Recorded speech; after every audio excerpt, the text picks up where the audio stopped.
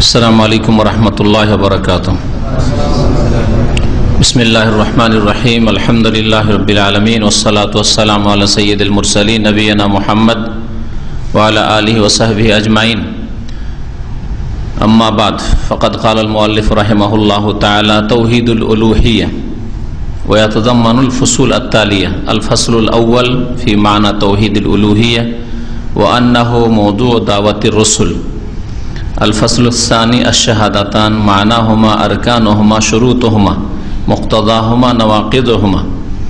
अल-फ़स्लुस्सालिस फ़ी तशरीअ अत-तहलील व तहरीम हक़्क़ुल्लाहि तआला। अल-फ़स्लुर्राबि फ़िल इबादा मानाहा अनवाउहा शुमूलुहा। अल-फ़स्लुल ख़ामिस फ़ी बयान मफ़ाहिम ख़ातिया फ़ी तहदीदिल इबादा व ज़ालिका कत-तक़सीर फ़ी मदलुल इबादा अविल गुलू फ़ीहा। अल-फ़स्लुस्सादिस फ़ी बयान रकाइज़ुल उबूदिय्यति सहीहा अल-हुब्ब वल-ख़ौफ़ अल-ख़ुदू अर्रजा।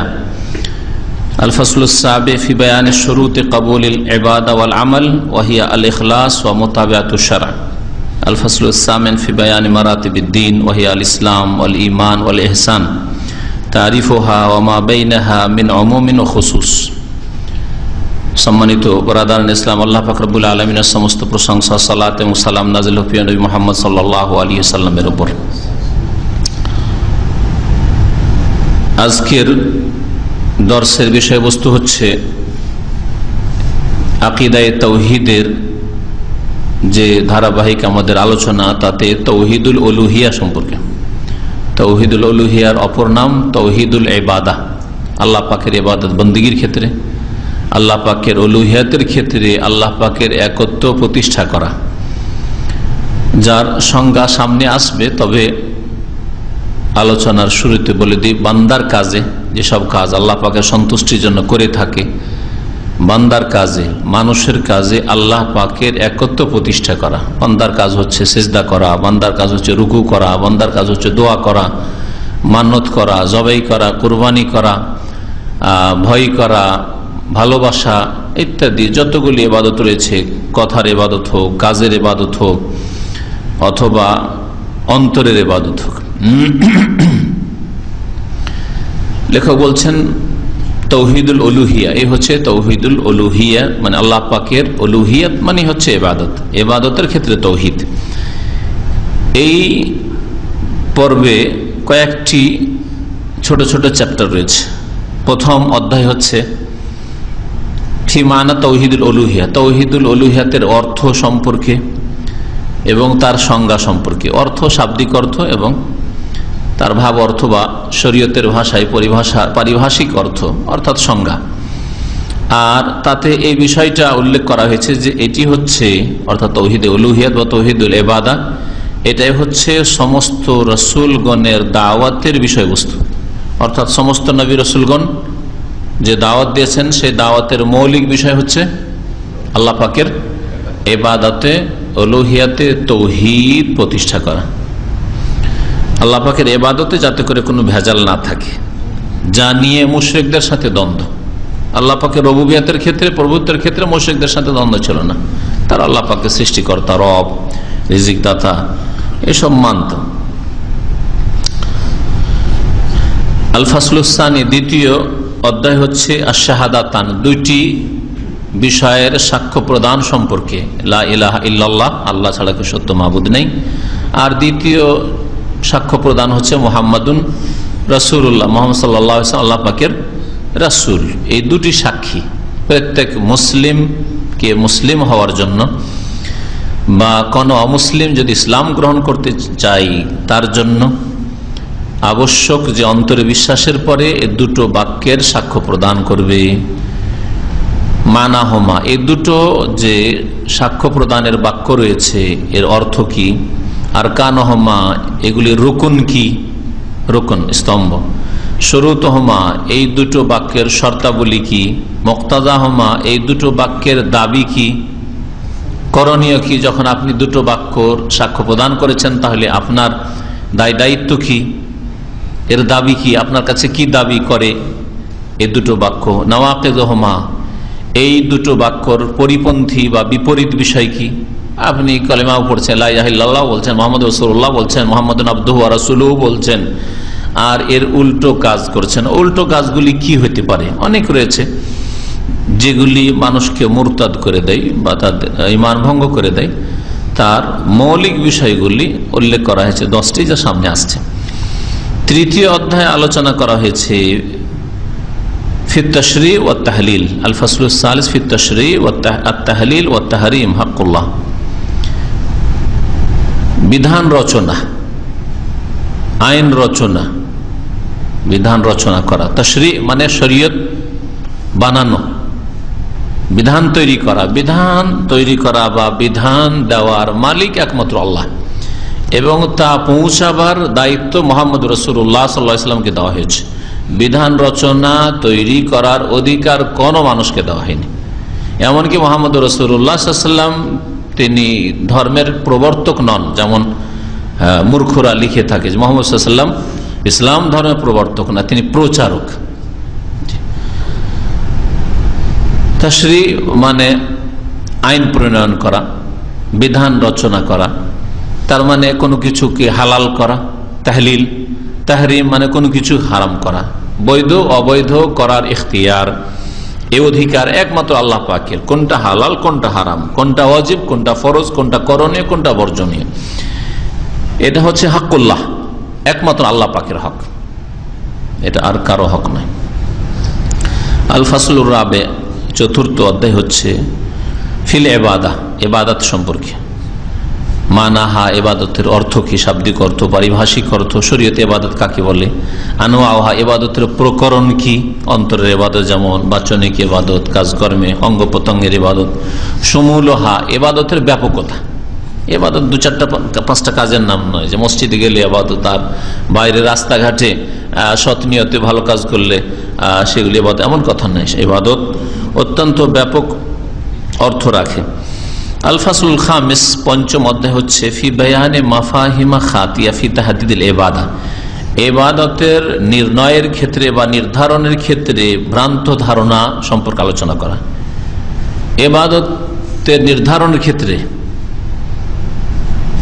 ভুল ধারণা আছে, এতে ঘাটতি আছে, আর না হয় বাড়াবাড়ি রয়েছে। কেউ বাড়াবাড়ি করেছে আর কেউ এতে ঘাটতি করেছে। ওয়াজালিকা তাকসির ফি মাদুল ইবাদা, যেমন ইবাদতের অর্থে ঘাটতি করা, সীমিত করে দেওয়া। ইবাদত যেমন অমুসলিমদের কাছে চার্চে যাওয়ার নাম ইবাদত, খ্রিস্টানদের কাছে, হিন্দুদের কাছে মন্দিরের সাথে জড়িত কাজগুলি ইবাদত, হ্যাঁ, উপাসনা। আর বাকি দুনিয়াতে ফ্রি, হ্যাঁ, ব্যবসা বাণিজ্য, সুদ, ঘুষ, ওখানে ইবাদত নেই, ও ধর্মকর্ম নেই। ধর্ম শুধু মন্দিরে আর চার্চে, গির্জাতে সীমিত। কিন্তু ইসলামে ইবাদতের অর্থ এর চাইতে প্রশস্ত রয়েছে, এত সংকীর্ণ নয়। এটা এক ধরনের লোকদের ভুল, আর এক ধরনের লোকের বাড়াবাড়ি। আবুল গলুফিহা, ইবাদতের অর্থে বাড়াবাড়ি করেছে, এ সম্পর্কে আলোচনা করা হবে। আল ফাসলুস সাদিস, ষষ্ঠ অধ্যায় হচ্ছে ফি বায়ানে রাকাইজুল উবুদিয়াতি সাহিহা, সত্যিকার অর্থে আল্লাহ পাকের ইবাদতের ভিত কি কি জিনিসের উপর। বিশুদ্ধ ইবাদত, খালেস ইবাদত হবে, যেটা শিরক মুক্ত, বিদআত মুক্ত হবে, এর কিছু মৌলিক নীতিমালা রয়েছে, সেগুলি সম্পর্কে আলোচনা। যেমন ইবাদতে আপনার সত্যিকার ভালোবাসা হওয়া উচিত, ভয় হওয়া উচিত, আল খুজু, বিনয় থাকা, রাজা, আশা, এইসব ইবাদত, যেগুলি সম্পর্কে অনেকে ধারণা রাখে না, এগুলি অন্তরের ইবাদত। আল ফাসলুস সাবে, সপ্তম অধ্যায় হচ্ছে ফি বায়ানে শুরুতে কবুলিল ইবাদা ওয়াল আমাল, ইবাদত এবং আমল কবুল হওয়ার শর্তাবলী সম্পর্কে। আর তা হচ্ছে দুটি, ইখলাস, নিষ্ঠার সাথে ইবাদত করা, মানে শিরক মুক্ত ইবাদত করা, একমাত্র আল্লাহর জন্য করা, ও মুতাবিআতুশ শারআ, আর শরীয়তের অনুসরণ করা, অর্থাৎ নবী করিম সাল্লাল্লাহু আলাইহি ওয়াসাল্লামের আনিত পদ্ধতি মোতাবেক, পদ্ধতি অনুসারে ইবাদতগুলি সম্পাদন করা। না হলে ইবাদত কবুল হবে না, না হলে আমল কবুল হবে না। আল ফাসলুস সামিন, অষ্টম অধ্যায় হচ্ছে ফি বায়ানে মারাতিবিদ দ্বীন, দ্বীন ইসলামের স্তর সমূহ সম্পর্কে। প্রথম স্তর হচ্ছে ইসলাম, দ্বিতীয় স্তর হচ্ছে ঈমান, তৃতীয় স্তর হচ্ছে ইহসান।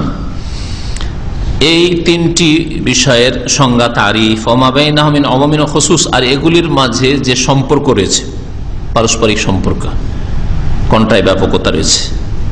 ঈমান ইসলামে পার্থক্য কি? আলাদা আলাদা জিনিস না, একটা অন্যটার মধ্যে ঢুকে রয়েছে, একটা বললে অন্যটা আসবে ওতে। এই বিষয়গুলি আলোচনা করা হবে।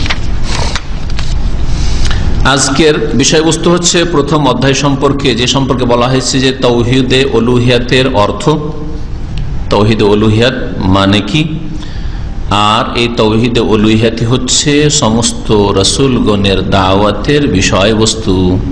সমস্ত রাসূলগণ আকীদা, ইবাদত, আখলাক সবকিছুর শিক্ষা দিয়েছেন, কিন্তু মৌলিক বিষয় ছিল তাদের তাওহীদ, আল্লাহ পাকের একত্ব, আল্লাহ পাকের তাওহীদ কেন্দ্রিক একত্বকে ভিত্তি করেই সমস্ত আখলাক আমলের শিক্ষা দেওয়া হয়েছে। শুধু আখলাক চরিত্র শিখানো হইল, কিন্তু তাওহীদই নেই।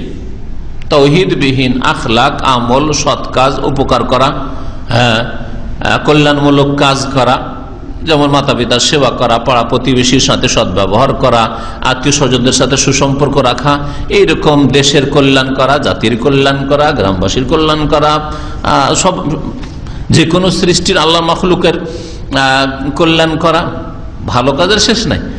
কিন্তু সবগুলির মৌলিক বিষয় হচ্ছে তাওহীদ, আল্লাহর তাওহীদ ভিত্তিক, আল্লাহ এক ও একক, এই বিষয়ের উপর ভিত্তি করে এটা যেন আপনার ঠিক থাকে, তারপরে আপনি ওর উপর ঘর নির্মাণ করবেন।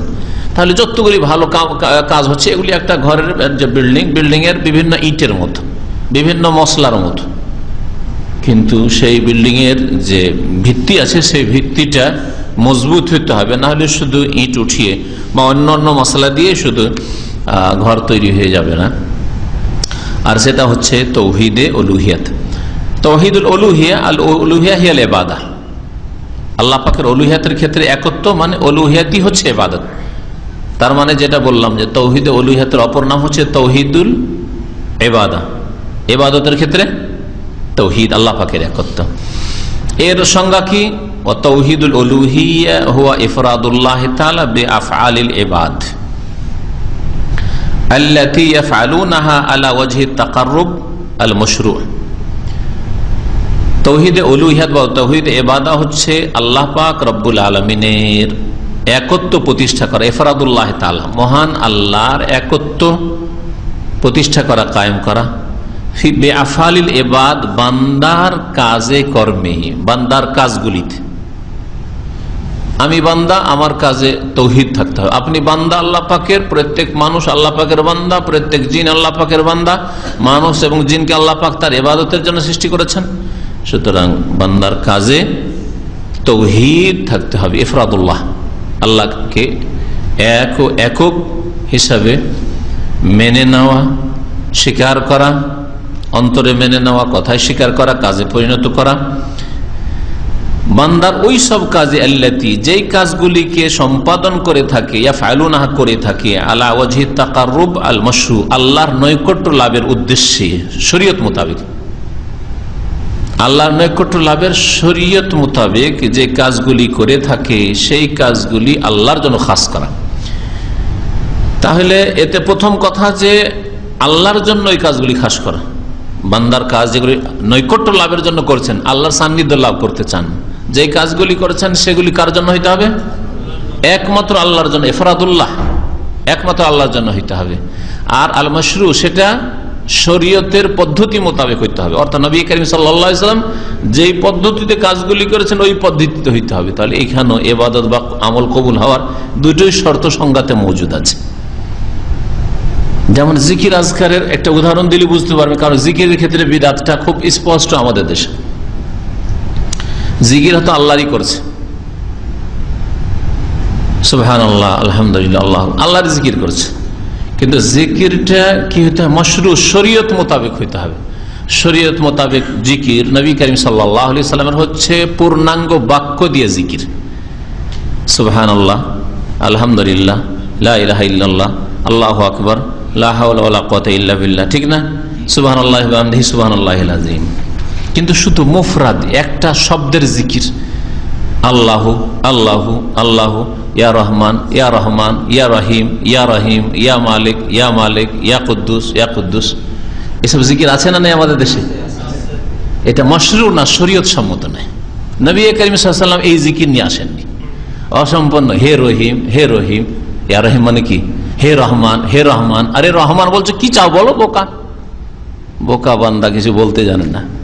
হ্যাঁ, যেমন মায়ের সামনে যদি ছেলে এইরকম করে ইয়া মা, মা, মা গো, মা গো, কিছু অঞ্চল আছে মা গো বলো, তাই না?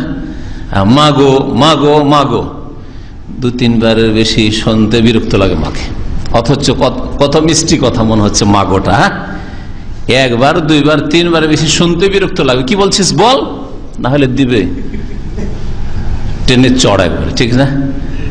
তো আল্লাহ ফাকির আজাবের চড় আছে এই বেদাতি জিকিরের জন্য, এত বালা মুসিবত বিদাতি দেশগুলিতে। শরীয়ত মোতাবেক জিকিরটা হইতে হবে। আর একটা যেটা প্রথম শর্ত, সেটা আল্লাহর জন্য জিকির হইতে হবে। আবার এটা না হয় ইয়া রাসূলুল্লাহ, ইয়া রাসূলুল্লাহ, ইয়া রাসূলুল্লাহ। যেমন এক হায়দ্রাবাদি হজে এসছে, আর মসজিদে নববীতে রওজাতে রিয়াজুল জান্নাত যেটা, ওখানে বসে আছে, আর নফলটা পড়ে আমি তাহিয়াতুল মসজিদ পড়ে বসছি, আর শুনছি আমি ইয়া রাসূলুল্লাহ, ইয়া রাসূলুল্লাহ, ইয়া রাসূলুল্লাহ, আমার কানে শোনা বলছি ইয়া রাসূলুল্লাহ, হে আল্লাহ রসুল, হে আল্লাহ রসুল, হে আল্লাহ রসুল। বলছি এটা কোন জিকির হলো? জীবনে প্রথম জিকির শুনছি, নবীর জিকির। এতদিন আমি আল্লাহর জিকির, নবীর জিকির। জিজ্ঞেস করলাম যে কি করেন? বলছে রসুলের জিকির করছি, রসুলের জিকির করছি। সে জিকির তো ভাই আল্লাহর, কারণ আল্লাহ বলছে উযকুরুল্লাহ, আল্লাহর জিকির, আল্লাহকে স্মরণ করো। তুমি রসুলের জিকির কোথায় পাবে? বলছে যে আপনারা ওয়াহাবি শিখাইতে হবে না আমাকে, আমাদের মৌলানারা শিখিয়ে পাঠিয়েছে মক্কায় আল্লাহর জিকির, মদিনায় নবীর জিকির করবেন। কথা বুঝতে পেরেছেন? তাহলে কোনো অবাস্তব কথা বলছি না, যে মন গড়া কারো সম্পর্কে আলোচনা, কাল্পনিক আলোচনা করছি। তাহলে কি হয়ে গেল? ইফরাদুল্লাহ থাকলো না, ইবাদতে আল্লাহর একত্রই থাকলো না, শিরক হয়ে গেল। আর আল্লাহ ইয়া রহমান ও ইয়া রহিম ও ইয়া মালিক ইয়া কুদ্দুসুর জিকির, এটা আল্লাহর জিকির হইলেও রসুলের তরিকায় হইল না, ওই জন্য বেদাতি জিকির, বেদাতি জিকির সম্মিলিত। হয়তো লা ইলাহা ইল্লাল্লাহর জিকির করছেন, শব্দের জিকিরটা সুন্নত, লা ইলাহা ইল্লাল্লাহ, আল্লাহু আকবারের জিকির করছেন, সুবহানাল্লাহ বলছেন, আলহামদুলিল্লাহ বলছেন। হ্যাঁ, ইউনূস আলাইহিস সালামের দোয়া পড়ছেন, লা ইলাহা ইল্লা আনতা সুবহানাকা ইন্নী কুনতু মিনাজ জালিমিন। কিন্তু বিশেষ তরিকে, ফর্মালিটি সুর করে, মহাব্বতের সাথে একটু জিকির করুন, লা ইলাহা ইল্লাল্লাহ, লা ইলাহা ইল্লাল্লাহ, এই জিকির শুরু হয়ে গেল। কি বলবেন এই জিকিরকে? তাওহীদ থাকলো, সুন্নত নেই, বিদআতি জিকির আল্লাহ কবুল করবেন না, দ্বিতীয় শর্ত নেই। বুঝতে পেরেছেন? অথবা ইউনূস আলাইহিস সালামের জিকির, কিন্তু খতমে ইউনূস করছেন, বালা মুসিবত দূর করার জন্য কি করছেন? খতমে ইউনূস চলছে। খতমে ইউনূস কতবার করতে হবে? 1.25 লাখ পড়তে হবে। আর তার কি বুটের দানা না পাথর কি দিয়ে পড়তে হবে? তেঁতুলের দানা, সিমের দানা দিয়ে পড়তে হবে। সিমের দানা যা দিয়ে পড়ুক, বিদআতে এক কথা। 1.25 লাখের হিসাব, যে 1.25 লাখ পড়তে হবে। আল্লাহ নির্ধারণ করলেন না পরিমাণ, নবী নির্ধারণ করলেন না, আর আপনার নির্ধারণ করলেন যে খতমে ইউনূস মানেই 1.25 লাখ। বিদআত হইল। যদিও লা ইলাহা ইল্লা আনতা সুবহানাকা ইন্নী কুনতু মিনাজ জালিমিন কোরআনী দোয়া, ইউনূস আলাইহিস সালামের দোয়া, মাছের পেট থেকে আল্লাহ নাজাত দিয়েছেন, কিন্তু বিদআতের জন্য আল্লাহ আযাব দেবেন। দুনিয়াতে আযাব দেবেন, আখিরাতে আযাব দেবেন। বুঝতে পেরেছেন এবারে? তাহলে তাওহীদ আর সুন্নাত, শিরক আর বিদআত, এই 4টা জিনিস স্পষ্ট বুঝতে পারছে, তাই না? তাওহীদ থাকতে হবে, সুন্নাত থাকতে হবে, শিরক ছাড়তে হবে, বিদআত ছাড়তে হবে। আল্লাহর জন্য করতে হবে, রসুলের তরিকা করতে হবে। হ্যাঁ, আল্লাহ ছাড়া অন্যের জন্য করা যাবে না, রসুলের তরিকা ছাড়া অন্য কারো তরিকা করবেন না। যে এটা হচ্ছে তিস্তিয়া তরিকার জিকির, এটা হচ্ছে সাবেরিয়া তরিকার জিকির, এটা হচ্ছে গাঙ্গুহি তরিকার জিকির, এটা হচ্ছে মোজাদ্দেদ আলফেসানি মোজাদ্দেদিয়া তরিকার জিকির, এই সব চলবে না। তরিকা একমাত্র মুহাম্মদ সাল্লাল্লাহু আলাইহি ওয়াসাল্লামের লাগবে।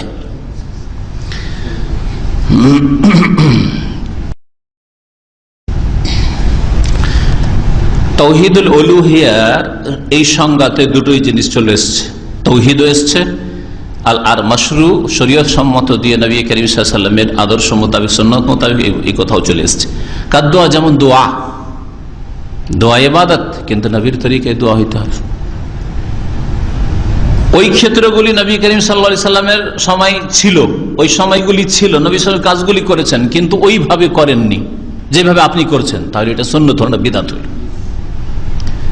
তবে যে কোনো সময় অনির্দিষ্ট, যে কোনো সময় মাঝে মধ্যে যখন আপনার দোয়ার প্রয়োজন করে নিলেন, অসুবিধা নেই, দোয়া ইবাদত। তাহলে শরীয়তে দোয়াই হচ্ছে ইবাদত, কিন্তু নবী করিম সাল্লাল্লাহু আলাইহি ওয়াসাল্লাম হয় ওই জায়গাটাতে দোয়া করেছেন, ওই জায়গাটি পেয়েছেন আর দোয়া করেছেন, আর না হলে সাধারণ জায়গায় মাঝে মধ্যে কখনো করলেন। কিন্তু যখন নিয়মিত আপনি কন্টিনিউ করা শুরু করবেন, এমন একটা জায়গায় দোয়া, ওই জায়গাটা নবীর জামানাতে ছিল কিন্তু নবী করেননি, তখন ওর নাম হবে বিদআত। এই কথাটা আমার বুঝে নিলে, এটা কায়দা নীতিমালা বুঝে নিলে, নবীর জামানায় ওই জায়গাটা ছিল, নবী কেন দোয়া করেননি, আপনি কেন করবেন? নবী করিম সাল্লাল্লাহু আলাইহি ওয়াসাল্লামের সাথে সাহাবীরা নামাজ পড়েছেন, মুসল্লি নিয়ে জামাত করেছেন, সম্মিলিত একসাথে ইমাম মুক্তাদি মিলে কেন সাহাবীরাকে নিয়ে দোয়া করেন, আপনি কেন করবেন? এবার বুঝতে পারছেন?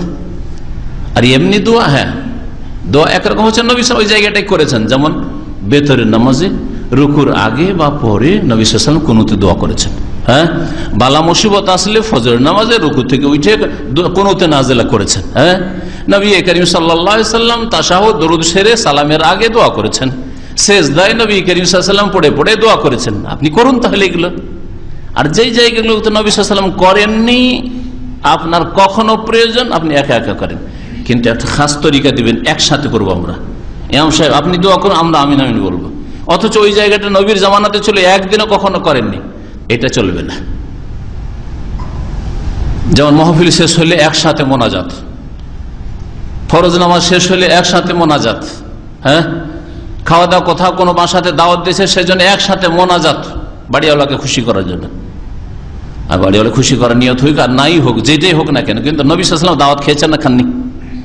খেয়েছেন না খাননি? নবী সাল্লাল্লাহু আলাইহি ওয়াসাল্লাম দাওয়াত খেয়েছেন আর একসাথে দোয়া করেছেন, তাহলে ওই ক্ষেত্রটা নবী পেয়েছেন। এইরকম জায়গা এসছেন নবীর জামানায়, নবী সাল্লাল্লাহু আলাইহি ওয়াসাল্লাম একসাথে এরকম দোয়া করেন নাই, যার বাড়ি খেয়েছেন তার বাড়ির জন্য। তবে নবী সাল্লাল্লাহু আলাইহি ওয়াসাল্লাম দোয়া করেছেন, বিসমিল্লাহ বলে শুরু করেছেন, খাবার শেষে বাড়িওয়ালাকে দোয়া দিয়েছেন, আল্লাহুম্মা বারিক লাহুম ফিমা রাযাকতাহুম ওয়াগফির লাহুম ওয়ারহামহুম, হাত না উঠিয়ে, আল্লাহুম্মা আতিমান আতামান ওয়াসকিমান সাকানা, আফতার ইনদাকুমুস সাইমুন ওয়া কালা তামাকুমুল আবরার ওয়া সাল্লাত আলাইকুমুল মালায়েকা। নবীও দোয়া দিয়েছেন এই তরিকা, আপনি ওই তরিকায় দোয়া দেন। ঘাটতি না হয় বাড়তি, কিছু লোকের আছে পেট ভর্তি করে খেয়ে ফেললেন, আর একটা তিনটে দোয়া বলে একটাও দোয়া পড়লেন না, খেয়ে দে কাপড় ঝাড়া দিয়ে চলে আসলেন, নড়তেই পারেন না, হেঁটে আর বাসায় যেতে পারবেন না, গাড়ি খুঁজছেন। এইটাও যেমন ঘাটতি, তেমন বাড়তি হচ্ছে যে না, যখন খেলাম তো একটু মোনাজাত দিয়েই যেতে হবে, একসাথে মোনাজাত ধরতে হবে। বুঝতে পেরেছেন? ঘাটতিও করবেন না আর বাড়তিও করবেন না, যেইভাবে ইসলাম এসেছে ওইভাবে পালন করার চেষ্টা করেন, তাহলে 1400 বছর আগের ইসলাম আর এখনকার ইসলামে কোনো পার্থক্য থাকবে না। আর আমাদের দাওয়াতই হচ্ছে এটা, যে আমরা মানব জাতিকে, বিশেষ করে মুসলিমদেরকে সেই ইসলামের দিকে ফিরিয়ে নিয়ে যেতে চাই যে ইসলামের ওপর মুহাম্মদ রাসূলুল্লাহ সাল্লাল্লাহু আলাইহি ওয়াসাল্লাম তার সাহাবায়ে কেরামগণকে ছেড়ে গেছে। এটা হচ্ছে ইসলাম। আর তারপরে ইসলামের ওপর যে রং চড়েছে, মরিচ মশলা দেওয়া হয়েছে, এগুলো সব বিদআত, ওগুলো চলবে না। ওই ইসলামের দিকে ফিরে যান। আর এই কথাই আমি মনে করি কোন একটা মুসলিমের দ্বিমত থাকা উচিত নয়, যে আপনাদের সকলকে বলছি যে সেই ইসলামের দিকে ফিরে চলুন যে ইসলামের ওপর সাইয়্যিদুল মুরসালিন খাতামুন নবীন মুহাম্মদ রাসূলুল্লাহ সাল্লাল্লাহু আলাইহি ওয়াসাল্লাম মানুষকে ছেড়ে গেছে। সেই জামানায় মুসলিম বেনামাজি কল্পনায় ছিল না, একজন বেনামাজি আমরা মুসলিম সমাজে দেখতে চাই না, প্রত্যেককে নামাজ পড়তে হবে, ঠিক না? সেই জামানায় কোনো মাজার ছিল না, একটিও মাজার থাকা চলবে না। সেই জামানায় কোনো পীর ছিল না, একটিও পীর থাকা চলবে না। সেই জামানায় মযহাবী গোড়ামি মযহাবের নাম পর্যন্ত ছিল না, মযহাব শুধুমাত্র ইসলাম থাকবে। একটি দলের বেশি কোনো দল ছিল না, সুতরাং উম্মাত ওয়াহিদা একটি দল থাকবে। মন্দ কথা নাকি? মন্দ কথা? একজন বিবেকবান মানুষ স্পষ্ট কথাগুলি বুঝতে পারবে যেটা হচ্ছে ইসলাম। আসলে একটি দল চাই, একটি নাম চাই, এত নাম চাই না, আর এই গোড়ামি চাই না, এই টানাটানি চাই না, নিজের দলের দিকে ডাকবে। মুসলিম হইলে এখন তারপরে মুসলিম হওয়ার জন্য এতটা যথেষ্ট না, এখন আরেকটা কিছু হইতে হবে, আর একটা কিছু হইতে হবে, এইসব কোর্স কিছু নেই। মুসলিম হইতে হবে, কোরআন এবং হাদিসকে মজবুত করে ধরতে হবে, কোরআন এবং হাদিসকে মজবুত করে ধরলেই যথেষ্ট।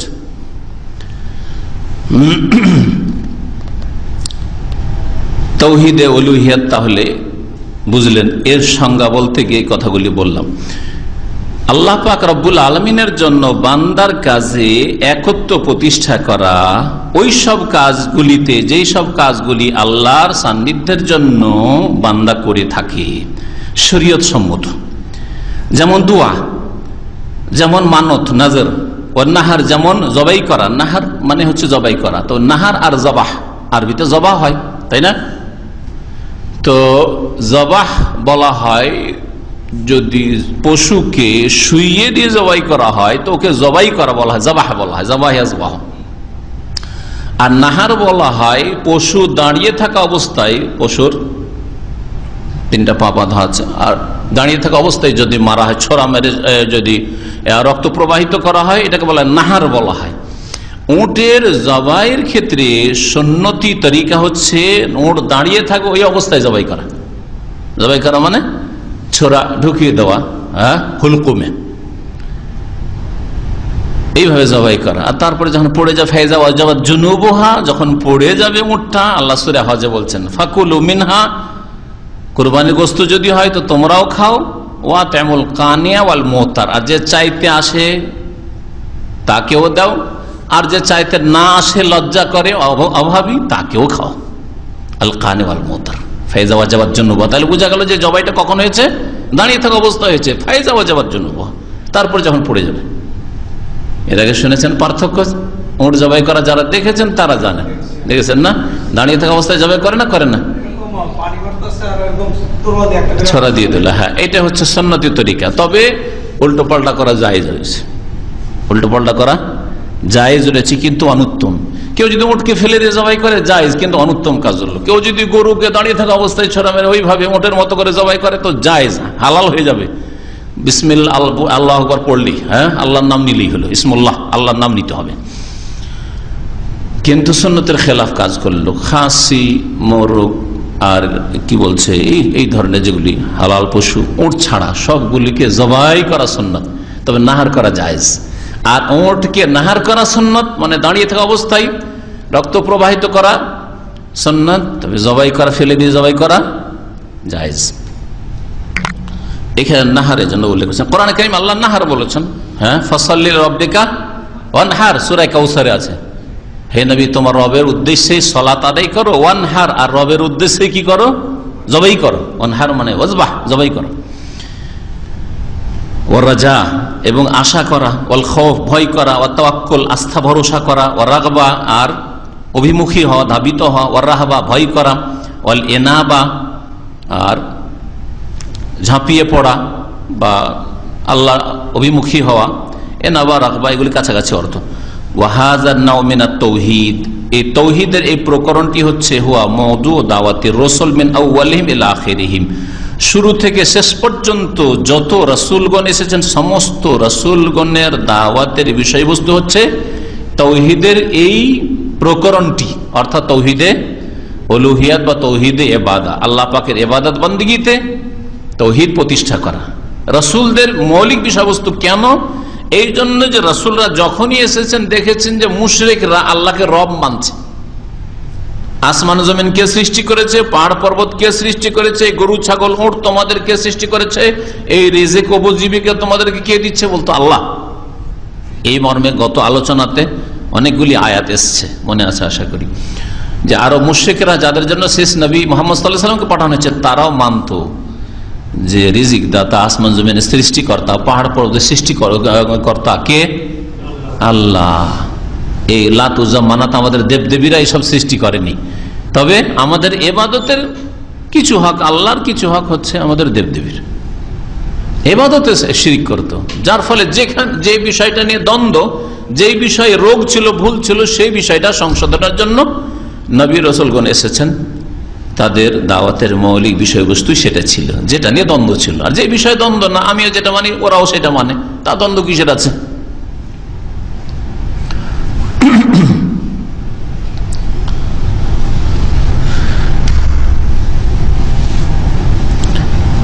ইবাদতের যে প্রকরণগুলি এখানে বললেন তার মধ্যে কিছু শারীরিক ইবাদত, দৈহিক ইবাদত, যেমন দোয়া করা, তাই না, মানত করা, মৌখিক ইবাদত, আর কর্মের ইবাদত, জবাই করা, কাজে কর্মে ইবাদতগুলি, ভয়, আশা, হ্যাঁ, ভরসা, আস্থা, ভরসা, আল্লাহ অভিমুখে হওয়া, মন প্রাণ আল্লাহর দিকে ঝাঁপিয়ে পড়ে, এগুলি সব অন্তরের ইবাদত।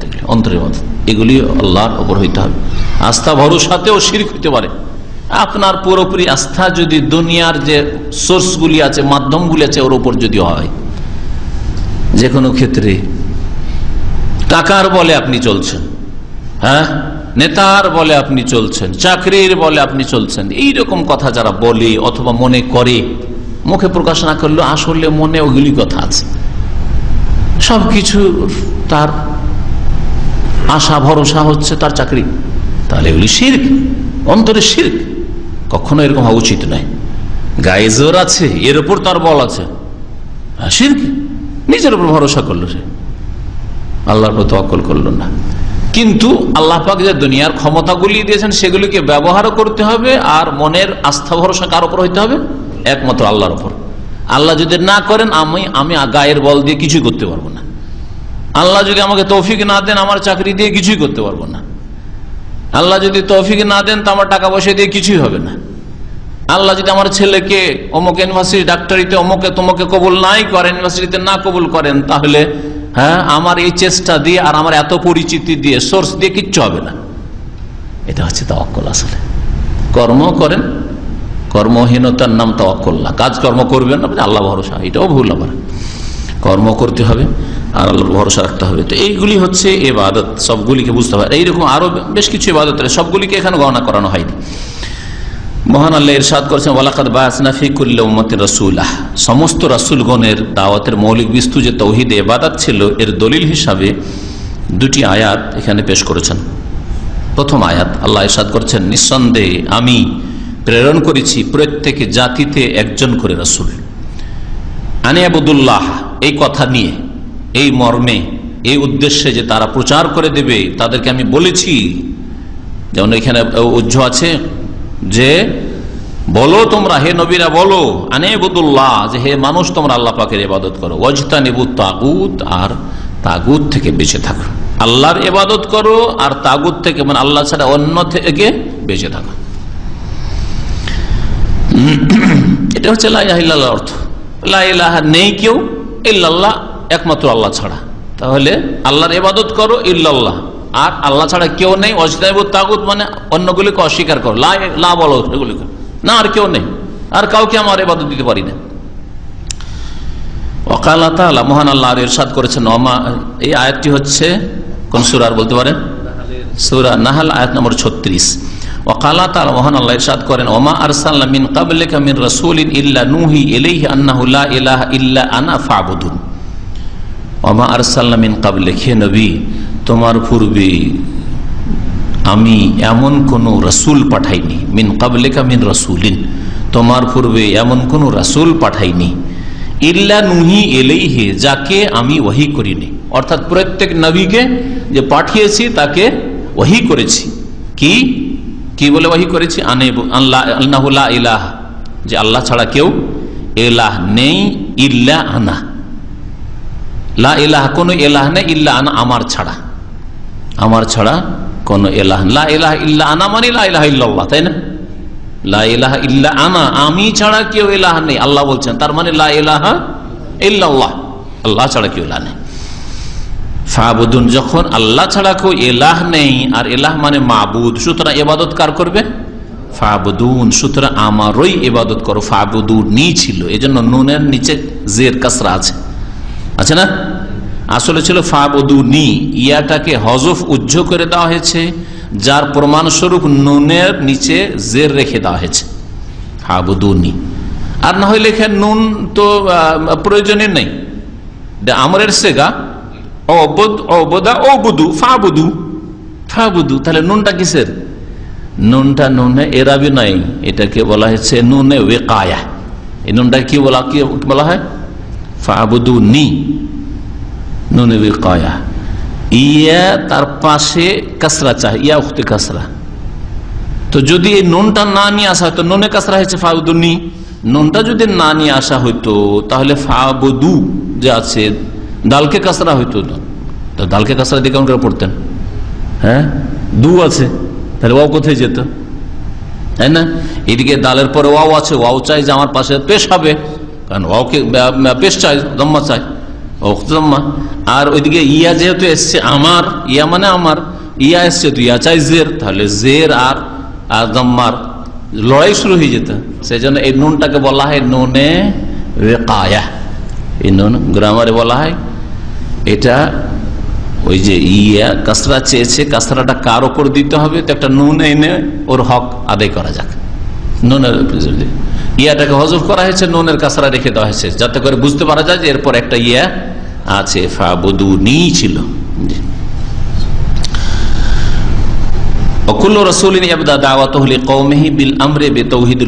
আর প্রত্যেক রাসূলগণ, প্রত্যেক রাসূলের বিষয়বস্তু ছিল তাওহীদুল উলুহিয়া। একটা বিষয় হলো, দুটি আয়াত বললেন।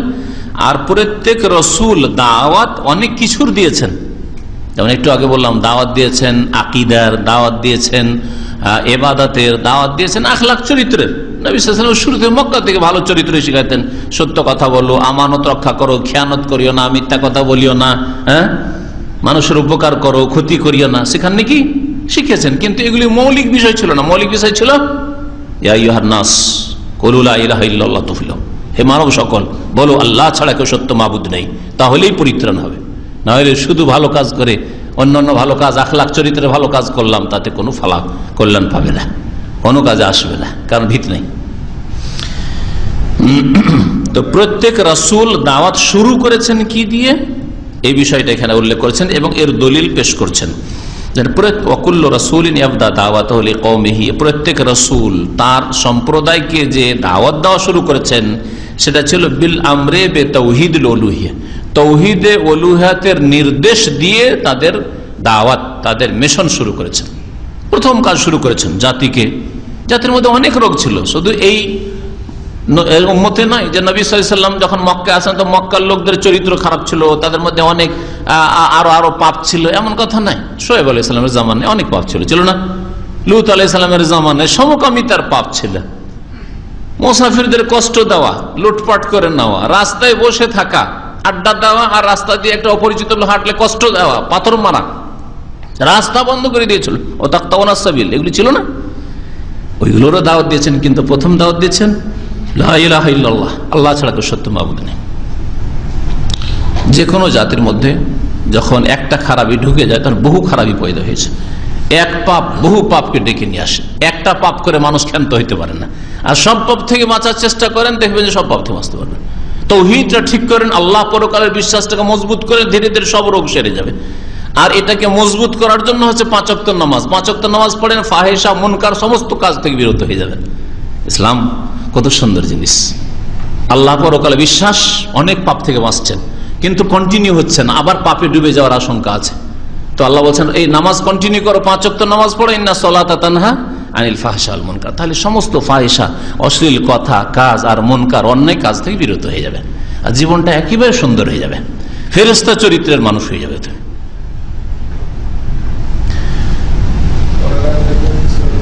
হ্যাঁ, পরের আয়াতটা ঠিক, পরের আয়াত হচ্ছে সূরা আম্বিয়ার।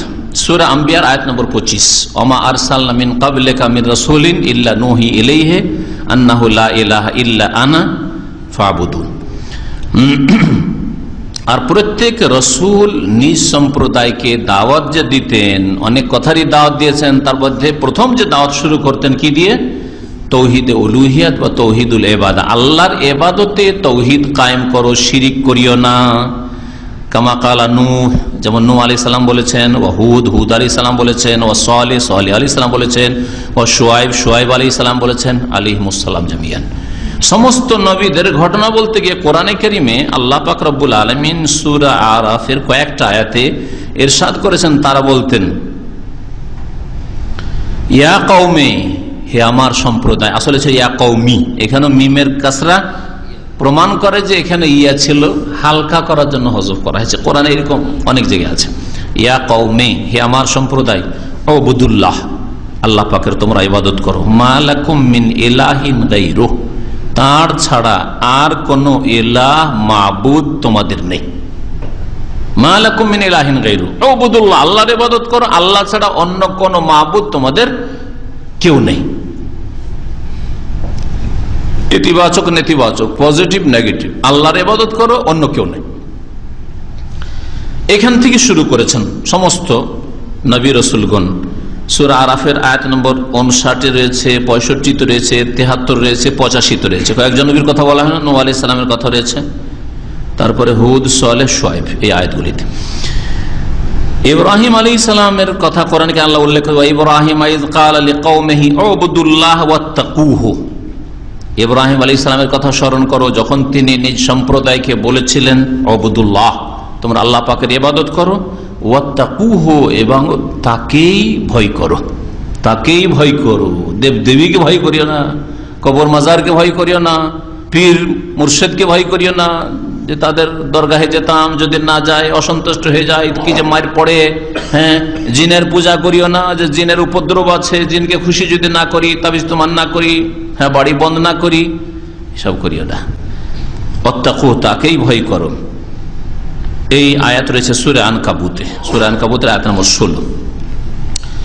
মুহাম্মদ সাল্লাল্লাহু আলাইহি ওয়াসাল্লাম সম্পর্কে আয়াত নেন, আল্লাহ পাক বলছেন ওয়া আনজালা আলা মুহাম্মাদিন সাল্লাল্লাহু আলাইহি ওয়াসাল্লাম, আর আল্লাহ পাক রব্বুল আলামিন মুহাম্মদ সাল্লাল্লাহু আলাইহি ওয়াসাল্লামের উপর নাযিল করেছেন, কুল ইন্নী উমিরতু আন আবুদাল্লাহ, হে নবী তুমি ঘোষণা করে দাও যে আমাকে নির্দেশ দেওয়া হয়েছে যে আন আবুদাল্লাহ, যে আমি আল্লাহ পাকের যেন ইবাদত করি, মুখলিসান লাহুদ্দিন, তার জন্য আনুগত্যকে, দিনকে নিখুঁত নির্ভেজাল করি, খালিস করি, খালিস করে।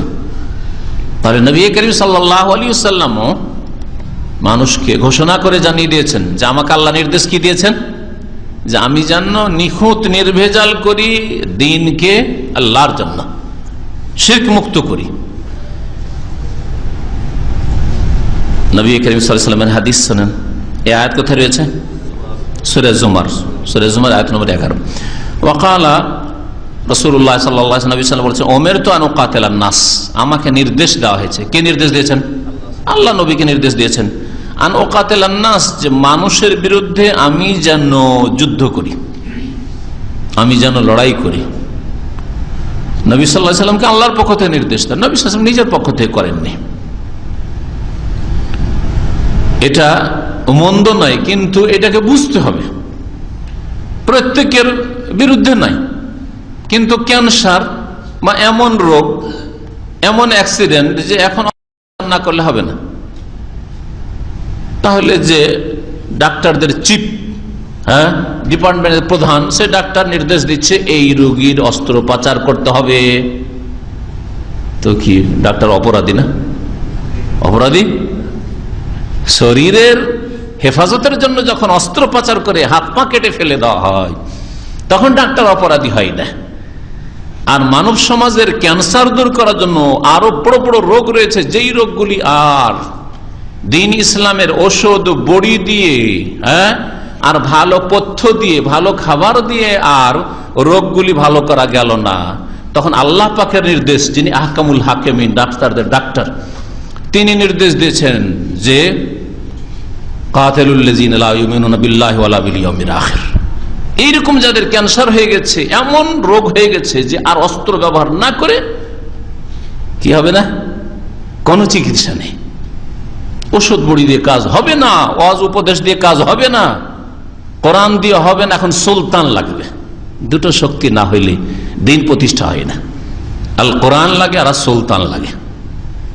নবী করিম সাল্লাল্লাহু আলাইহি ওয়াসাল্লাম কোরআনের সাথে সাথে সুলতান ব্যবহার করেছেন। মদিনা এসে সুলতান পেয়েছেন, মক্কা বিজয় হয়েছে তারপরে সুলতান পেয়েছেন। তখন না মক্কা থেকে পুরোপুরি শিরক কুফরি আর পাপের নাপাকি অপবিত্র দূর হয়েছে, শুধু কোরআন দিয়ে তাহলে হবে না, কোরআনের সাথে সাথে সুলতান। সুলতান মানে বুঝেন? হ্যাঁ জি, ভালো প্রশাসন, হ্যাঁ নেই প্রশাসন লাগবে, জি জি জি, বল প্রয়োগ করা লাগবে। তো নবী করিম সাল্লাল্লাহু আলাইহি ওয়াসাল্লাম আল্লাহ পাক রব্বুল আলামিন জানেন যে কার জন্য অস্ত্রোপচারের প্রয়োজন রয়েছে। আমাকে নির্দেশ দেওয়া হয়েছে যে আমি ওই সব মানুষদের বিরুদ্ধে যুদ্ধ করি। কতক্ষণ পর্যন্ত? হাত্তা ইয়াশহাদু আল্লা ইলাহা ইল্লাল্লাহ, যতক্ষণ পর্যন্ত তারা সাক্ষ্য প্রদান না করবে যে আল্লাহ ছাড়া কেউ সত্য মাবুদ নেই। ওয়ান্না মুহাম্মদ রাসূলুল্লাহ, আর মুহাম্মদ সাল্লাল্লাহু আলাইহি ওয়াসাল্লাম আল্লাহ পাকের রাসূল।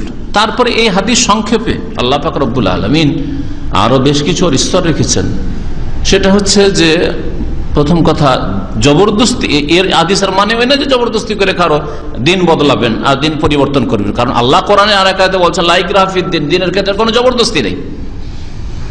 তাহলে এই অস্ত্র ধরার কথা যে কোরআন এবং হাদিসে বলা হয়েছে সেটাও আপন জায়গায় ঠিক, বিশেষ বিশেষ ক্ষেত্র রয়েছে তার। আর দিনের ক্ষেত্রে জবরদস্তি নেই এটাও ঠিক, কোনো আয়াত মনসুখ না, কোনো বিধান রহিত নাই। তাহলে এগুলিকে সমন্বয় করতে হবে। একদিক নিয়ে দিলাম দৌড়, যারা শুধু জিহাদ ফি সাবিলিল্লাহর আয়াত হাদিসগুলো নিয়ে দিল দৌড়, সন্ত্রাসী নিজেকে বানিয়ে ফেলল। আর একদম লাইক রাফিদিন, কোনো জবরদস্তি নেই, সুতরাং এই সব সরাও, সব ইসলামে জিহাদ টিহাদ নেই। তারা ইসলামের এক ফরজকে অস্বীকার করল।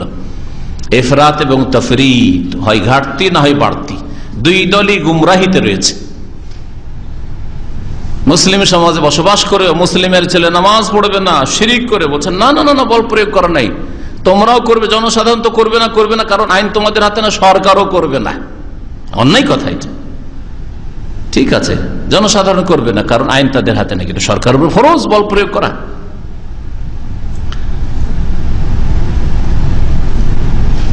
বিভিন্ন স্তর আছে। যদি মিলেমিশে থাকতে চাই, কম্প্রোমাইজ করে মিলেমিশে থাকতে চাই, ঠিক আছে। যারা স্বাধীনভাবে ইসলাম মানতে চায়, লা ইলাহা ইল্লাল্লাহ মানতে চায়, মুহাম্মদ রাসূলুল্লাহ মানতে চায়, রাস্তায় কোন রকমের বাধা সৃষ্টি করব না, একটা ইটও রাখবো না রাস্তায়, স্বাধীনভাবে মানতে চাই, তাহলে জিহাদ এই অস্ত্র ধারা নেই। তাহলে যদি বাধা সৃষ্টি করে, একজন সত্যকে বুঝতে পেরেছে তারপর ইসলামের দিকে আসছে, না আসতে দেবে না তাকে।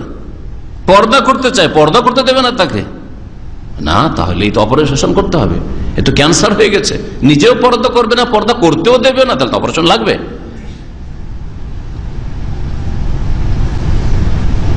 তারপরে আল্লাহ পাক রব্বুল আলামিন জিজিয়ার বিধান দান করেছেন। নিরাপদ, লা ইলাহা ইল্লাল্লাহ না পড়ে নিরাপদ বসবাস করা যেতে পারে মুসলিম সমাজে, মুসলিম দেশে। জিজিয়া দাও, আল্লাহ বলছে হাত্তা ইউদুল জিজিয়া আন ইয়াদিন ওয়া হুম সাগিরুন। তাহলে এই নাই যে কালিমা পড়লো না সেই জন্য একবারে অস্ত্র ধরে নিতে হবে, এটা আসলে সংক্ষিপ্ত কথা, রাস্তায় বাধা সৃষ্টি করে না। নবী করিম সাল্লাল্লাহু আলাইহি ওয়াসাল্লাম মদিনা আসার পর ইহুদিদের সাথে সমঝোতা করে সুলহ সন্ধি করে থাকেননি? তারপরে নবী সাল্লাল্লাহু আলাইহি ওয়াসাল্লাম চুক্তি ভঙ্গ করেছেন, তারা চুক্তি ভঙ্গ করেছে, তারা যদি চুক্তিকে ঠিক রাখতো কখনো নবী সাল্লাল্লাহু আলাইহি ওয়াসাল্লাম এরকম চুক্তি ভঙ্গ করতেন না। কম্প্রোমাইজ আছে, ঠিক আছে, থাকো, কিন্তু না, তারা ভিতর তারা ষড়যন্ত্র শুরু করলো যে মুহাম্মদকে মারতে হবে। একজনকে দেওয়ালের উপর উঠিয়ে দিল, নবী সাল্লাল্লাহু আলাইহি ওয়াসাল্লামকে এনে বসালো যে আপনি একটা বিচার করে দেন।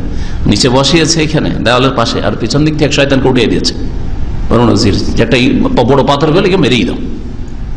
কত বড় শয়তানি! তাহলে অপারেশন করতে হবে। নবী সাল্লাল্লাহু তখন অপারেশন করেছেন, তখন বিতাড়িত করেছেন মদিনা থেকে এদেরকে। আর এক ঘটনা, কাইনুকা কি করলো?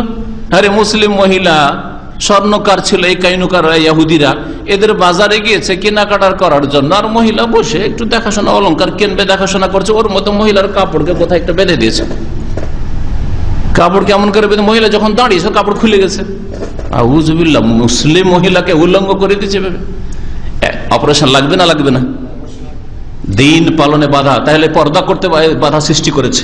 এটা অহদি চরিত্র। কোন স্কুলে, কোন কলেজে, কোন ইউনিভার্সিটিতে, কোন প্রতিষ্ঠানে, কোন অফিসে যদি পর্দা করতে নিষেধ করে, এটা বানু কাইনুকার ইহুদিদের চরিত্র। এদের গুরু হচ্ছে ইহুদিরা, যাদেরকে নবী করিম সাল্লাল্লাহু আলাইহি ওয়াসাল্লাম বিতাড়িত করেছে, যাদের জন্য বল প্রয়োগ করা হয়েছে, মদিনা থেকে তাদেরকে তাড়িয়ে দেওয়া হয়েছে। জি, এরা মুসলিম দেশে বসবাসের অধিকার রাখে না, মুসলিম দেশে বসবাসের অধিকার এরা রাখে না। ভালো করে শুনে রাখেন, দলিল বলছি। বলেন দেখি, যদি একটা মুসলিম মহিলার এরকম ইজ্জত নিয়ে খেলা করে তাহলে কি করা উচিত তার? তারপরে নবী সাল্লাল্লাহু আলাইহি ওয়াসাল্লাম তাদেরকে মারেননি, চলে যাও এখান থেকে, তাড়িয়ে দিয়েছেন মদিনা থেকে। তৃতীয়, কুরাইজার অপরাধ, সমঝোতা করে আছে, মদিনার ওপর যদি আক্রমণ হয় তাহলে আমরা সবাই মিলে মদিনার হেফাজত করব, আপনার মুসলিমরা, আমরা ইহুদিরা সকলেই করব। ওয়াদা, চুক্তি, এর ওপর সন্ধি হয়ে আছে। আর এইভাবে বসবাস করছেন রাসূলুল্লাহ সাল্লাল্লাহু আলাইহি ওয়াসাল্লাম। চারিদিক থেকে আরব মুশরিক গোত্ররা যখন ঝাঁপিয়ে পড়লো, ঘেরাও করলো মদিনা, পরীক্ষা খন্দকের যুদ্ধ শুরু হলো, এই কুরাইজারা ভিতরে এরাই ডেকে নিয়ে এসছে। প্রথম কথা ডেকে নিয়ে এসছে, আসো তোমরা চারিদিক থেকে আসো, ঘেরাও করো মদিনাকে, মুসলিমদেরকে, আমরা ভিতরে আছি, তোমার জন্য মদিনার ফাটক খুলে দেবো, আর আমরা ভিতর থেকে সাহায্য করবো। তোমরা বাইরে থেকে মারবে, আমরা ভিতর থেকে মারবো। এই এমন মারাত্মক ষড়যন্ত্র করেছিল, যার ফলে আল্লাহ পাকের নির্দেশ সূরা আহজাবে তাদের জন্য শক্ত নির্দেশ যে এদের যুবকদেরকে রাখা চলবে, এদের জন্য জবরদস্ত অপারেশন লাগবে, এদের অপারেশন ভালো মতো অপারেশন হইতে হবে। যেমন ক্যান্সার যদি হয় এখান থেকে কেটে ফেলতে হবে, আরে না হলে রাখা যাবে না, চলে আসবে ভাইরাস, তাই না? কিন্তু না, একটা ফোড়া হয়েছে, ক্যান্সার না ফোড়া হয়েছে, কাটতে হবে, ঠিক আছে একটু, অথবা একটু কেটে গোস্ত কেটে ফেলে দিয়ে আবার এটা পূরণ হয়ে যাবে। তাহলে যেমন শরীরের রোগের আরোগ্যের জন্য, রোগ ভালো করার জন্য বিভিন্ন রকমের অপারেশন রয়েছে, নবী করিম সাল্লাল্লাহু আলাইহি ওয়াসাল্লাম আল্লাহর হুকুমে এরকম বিভিন্ন রকম অপারেশন করেছেন। হালকা অপারেশনে রোগ ভালো হয়ে যায় তো বড় অপারেশন করেন নাই, বড় অপারেশনে যদি প্রয়োজন হয় তো হালকা করে সবাই রোগ ভালো হবে না। আশা করি আপনারা এই বিষয়টা বুঝতে পারছেন, তাই না? তো এই হাদিসটা এইভাবে বুঝতে হবে। নবী করিম সাল্লাল্লাহু আলাইহি ওয়াসাল্লাম বলছেন, ওমর তো আমাকে আল্লাহ পাক নির্দেশ দিয়েছেন, আন উকাতিলান নাস, মানুষের বিরুদ্ধে আমি সশস্ত্র লড়াই করব, জিহাদ করব, যতক্ষণ পর্যন্ত তারা লা ইলাহা ইল্লাল্লাহ শাহাদাত না দেবে, ওয়া আন্না মুহাম্মাদুর রাসূলুল্লাহ, আর মুহাম্মদ সাল্লাল্লাহু আল্লাহ পাকের রাসূল। কিন্তু কথা সংক্ষেপে, তার আগে জিজিয়া আছে, তার আগে আছে যে সুলহ সন্ধি যদি করে থাকতে চায়, আর যদি ডিস্টার্ব না করে। একটা লোক গরিব মানুষ মুসলিম হইতে আসছে, আর নেতারা দাদাগিরি করছে, এক গরিব মহিলা পর্দা করতে চায়, এটা ধার্মিক মহিলা তার বা একটা পরিবার পর্দা করতে চায়, পর্দা করে স্কুল কলেজ মাদ্রাসা আসতে চায়, আসতে দেবে না, তাহলে এদের অপারেশনের প্রয়োজন রয়েছে, আল্লাহ পাক যদি তৌফিক দেয়। কিন্তু কোনো ব্যক্তির হাতে ছেড়ে দেওয়া হয়নি, এটা মুসলিম সরকারের উপর ফরজ। আবার বলছি, এটা কার উপর ফরজ? মুসলিম সরকারের ফরজ। যদি আদায় না করে তারা রব্বুল আলামিনের কাছে জবাব দেবে। কিন্তু তাই বলে কোনো মুফতি ফতুয়া দিয়ে রাস্তায় নেমে যাবে, কোনো আলেম নেমে যাবে, কোনো নেতা মানে সাধারণ কোনো মানুষ নেমে যাবে না। আউয়ালু ওয়াজিবিন আলাল মুকাল্লাফ শাহাদাতু আল্লা ইলাহা ইল্লাল্লাহ ওয়াল আমালু বিহা, আর যেই ব্যক্তির উপর শরীয়তের দায়িত্বভার অর্পণ করা হয়েছে তার উপর প্রথম ফরজ, যাকে আল্লাহ পাক শরীয়তের ভার দিয়েছেন যে তোমাকে দিন মেনে চলতে হবে। কাকে?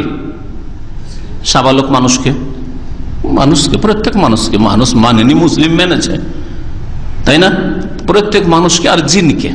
জিন হচ্ছে মুকাল্লাফ আর মানুষ হচ্ছে মুকাল্লাফ, মানে আল্লাহর পক্ষ থেকে তাকে শরীয়তের দায়িত্ব দেওয়া হয়েছে, দিনের বিধিবিধান মেনে চলতে হবে।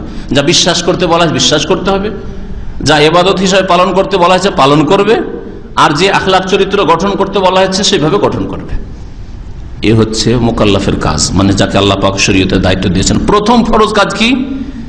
শাহাদাতু আল্লা ইলাহা ইল্লাল্লাহ, লা ইলাহা ইল্লাল্লাহ, সাক্ষ্য প্রদান করা আল্লাহ ছাড়া কেউ সত্য মাবুদ নেই, এই কথার সাক্ষ্য প্রদান করা।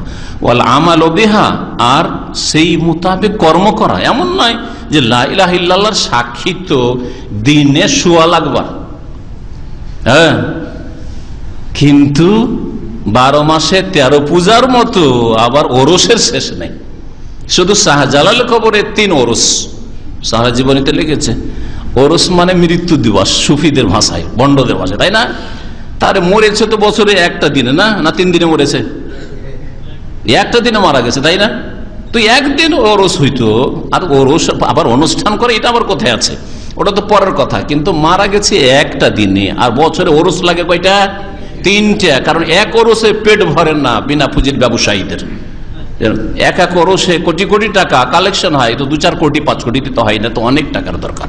পেট তো হয়ে গেছে জাহান্নাম, হারাম খেয়ে খেয়ে, বুঝতে পেরেছেন? এই জন্য এক মাজারে 3 বার ওরস লাগে। তো এত লাখে লাখে লা ইলাহা ইল্লাল্লাহর সাক্ষী দেওয়া, পাঠ করা, আর তাকে নাকচ করা, আল্লাহ ছাড়া অন্যকে সেজদা করে অন্যের কাছে চেয়ে মাজারে পাওয়া যায়, রোগ ভালো হয়, বালা মুসিবত দূর হয়, ছেলে মেয়ে পাওয়া যায়, মনের কামনা বাসনা পূরণ হয়, তাহলে সেই ব্যক্তি নিজেই তো লা ইলাহা ইল্লাল্লাহকে লাথি মেরে দিল, অস্বীকার করলো। এই জন্য সেই ব্যক্তি ইসলাম থেকে বেরিয়ে পড়লো। আল্লাহ তাআলা মহান। এই জন্য ওয়াল আমালু বিহা, আমলও করতে হবে। লা ইলাহা ইল্লাল্লাহ পড়ার জিনিস না, শুধু লা ইলাহা ইল্লাল্লাহ সাক্ষী দিতে হবে, আর কি করতে হবে? ওয়াল আমালু বিহা, এই কলেমার প্রতি আমল করতে হবে, এটাকে কাজে পরিণত করতে হবে। মহান আল্লাহ ইরশাদ করছেন, ফাআলাম আন্নাহু লা ইলাহা ইল্লাল্লাহ, জেনে রাখো হে নবী মুহাম্মদ সাল্লাল্লাহু আলাইহি সাল্লাম, সরাসরি নবীকে বলা হয়েছে, আর পরোক্ষভাবে যেন প্রত্যেক বান্দাকে, প্রত্যেক মানুষ এবং জিনকে বলা হয়েছে। ফাআলাম, হে আব্দুল্লাহ, হে আব্দুর রহমান, হে জিন, হে ইনসান, জানো, শিখো, আন্নাহু লা ইলাহা ইল্লাল্লাহ, আল্লাহ ছাড়া কেউ সত্য মাবুদ নেই। ব্যাস, ওয়াস্তাগফির লিযামবিক, আর তোমার যে ভুল ভ্রান্তি হচ্ছে তার জন্য আল্লাহর কাছে ক্ষমা তলব করো, মার্জনা কামনা করো। তো কর্ম করো, আল্লাহ বলেছেন না, কর্ম, এই কর্ম বোঝানো হচ্ছে ইস্তেগফার দিয়ে, কর্ম বোঝানো। ইস্তেগফার একটা কর্ম, এরকম আল্লাহ অনেক কর্মের কথা বলে, 5 ওয়াক্ত সালাত, মাহে রমজানের সিয়াম, যাকাত, হজ, উমরা, হিজাব, পর্দা ইত্যাদি। ওয়াস্তাগফির লিযামবিক, ফরজ ওয়াজিব আদায় করা, হারাম নাজায়েজ থেকে বেঁচে থাকা, আর তারপর ভুল ভ্রান্তি যা হয়ে যাচ্ছে তার সংশোধনের জন্য ওয়াস্তাগফির লিযামবিক, তোমার ভুল ভ্রান্তির জন্য তুমি মার্জনা কামনা করো। ওয়া আউয়ালু মা, এই আয়াত কোথায় রয়েছে? সূরা মুহাম্মদ আয়াত নম্বর 19। ওয়া আউয়ালু মা ইউমারু বিহি মান ইউরিদুদ দুখুলা ফিল ইসলাম, আর এই কালেমা তাইয়্যিবা, তাওহীদের উলুহিয়াতের কালেমা, যেই ব্যক্তি ইসলামে প্রবেশ করতে চাইবে তাকে প্রথম এর নির্দেশ দেওয়া হবে। একটা লোক ইসলামে আসতে চায়, তাকে প্রথমে কথা বলবো না যে যাও তোমার বাবার খোঁজ খবর নিয়ে এসো, যাও তুমি উজু করে এসো, হ্যাঁ, যাও এখন নামাজে রক্ত হয়েছে নামাজ পড়ে আসো, ঠিক না? বলবেন এগুলো না? কি বলবেন? প্রথম লা ইলাহা ইল্লাল্লাহ সম্পর্কে জানো আর স্বীকৃতি দান করো। তাই লা ইলাহা ইল্লাল্লাহ সম্পর্কে জানানোর জন্য আমাদের যেটা তরিকা সৌদি আরবে, আলহামদুলিল্লাহ, যে ইসলামের যে 5টি স্তম্ভ রয়েছে আরকানুল ইসলাম, ইমানের যে 6টি স্তম্ভ রয়েছে আরকানুল ইমান, এই 5 আর 6 11টি বিষয়ের এক্সপ্লেন করে দেওয়া, ব্যাখ্যা বিশ্লেষণ করে দেওয়া। ইমান মানে বিশ্বাস, এই 6টা জিনিসকে বিশ্বাস করতে হবে। ইসলাম মানে সারেন্ডার করা, আত্মসমর্পণ করা, মানে এই 5টা জিনিস মানার মাধ্যমে আল্লাহ পাক রব্বুল আলামিনের সামনে আপনি আত্মসমর্পণ করার স্বীকৃতি দান করলেন। আর তার প্রথমটি হচ্ছে আশহাদু আল্লা ইলাহা ইল্লাল্লাহ ওয়া আশহাদু আন্না মুহাম্মাদান আবদুহু ওয়া রাসূলুহু। এই জন্য যেই ব্যক্তি ইসলামে প্রবেশ করতে চাইবে তাকে সর্বপ্রথম নির্দেশ দেওয়া হবে লা ইলাহা ইল্লাল্লাহ পড়ার। অন্তরে বিশ্বাস আছে না আছে, অন্তরের বিষয়টা আল্লাহর উপর ছেড়ে দেবো। তাকে ইমানের 6টি স্তম্ভ বলে দিয়ে আল্লাহর উপর ছেড়ে দেবো। ভিতরের কথা জানি না, তোমার বিশ্বাস আছে নাকি দুনিয়ার কোনো গরজ ইসলাম কবুল করতে এসছো, পুলিশে কাস্টডিতে আছো বা জেলে আছো, সেই জন্য তুমি মনে করছো যে হয়তো সাজা শাস্তি হালকা হয় নাকি, সেটা তোমার ব্যাপার। রমজান মাস আসছে, হসপিটাল, সরকারি চাকরি বা এমনি চাকরিতে 8 ঘন্টা জায়গায় 6 ঘন্টা হালকা, 2 ঘন্টা ডিউটি হালকা করার জন্য তো ইসলাম কবুল করছো, কি উদ্দেশ্যে করছো, এটা ভিতর আমাদের খোঁজ খবর কোনো প্রয়োজন করে না। আমাদের প্রথম কথা হচ্ছে যে সাক্ষী দিতে হবে বুঝে সুঝে, যে আশহাদু, আমি সাক্ষী দিচ্ছি যে আল্লাহ ছাড়া কেউ সত্য মাবুদ নেই, লা ইলাহা ইল্লাল্লাহ, তাই না? ওয়া আশহাদু, আরো সাক্ষী দিচ্ছি যে আন্না মুহাম্মাদুর রাসূলুল্লাহ, মুহাম্মদ আল্লাহ পাকের রাসূল, বান্দা এবং রাসূল, আবদুহু বলবো, রাসূলু। জি, আন-নুতকু বিশ-শাহাদাতাইন, দুইটো যে সাক্ষ্য প্রদানের বাক্য রয়েছে, এই দুটোকে ভাষায় উচ্চারণ করা। নুতক মানে বলা, ভাষায়, কথাই বলতে হবে। যে মুসলিম হতে চাইবে কথাই বলবে, সে যদি বলে আমি কথাই বলবো না, না চলবে না। আমি অন্তরে বিশ্বাস করি, না চলবে না, মুখে প্রকাশ করতে হবে, স্বীকার করতে হবে। ফাতাবায়্যানা মিন হাযা, এর দ্বারা স্পষ্ট হলো আন্না তাওহীদ আল উলুহিয়া হুয়া মাকসুদ দাওয়াতের রাসূল, যে তাওহীদে উলুহিয়াতি হচ্ছে সমস্ত রাসূলগণের দাওয়াতের লক্ষ্য উদ্দেশ্য, টার্গেট। ওয়া সুম্মিয়া বিযালিক, এই তাওহীদকে তাওহীদে উলুহিয়াত কেন বলা হয়? এই তাওহীদকে লিআন্নাল উলুহিয়াত, কারণ উলুহিয়াতটা হচ্ছে ওয়াসফুল্লাহি তাআলা, আল্লাহ পাক রব্বুল আলামিনের গুণ, আদাল্লু আলাইহি ইসমুহু তাআলা, যার প্রমাণ হচ্ছে আল্লাহর নাম স্বয়ং, যার প্রমাণ হচ্ছে স্বয়ং আল্লাহর নাম আল্লাহ।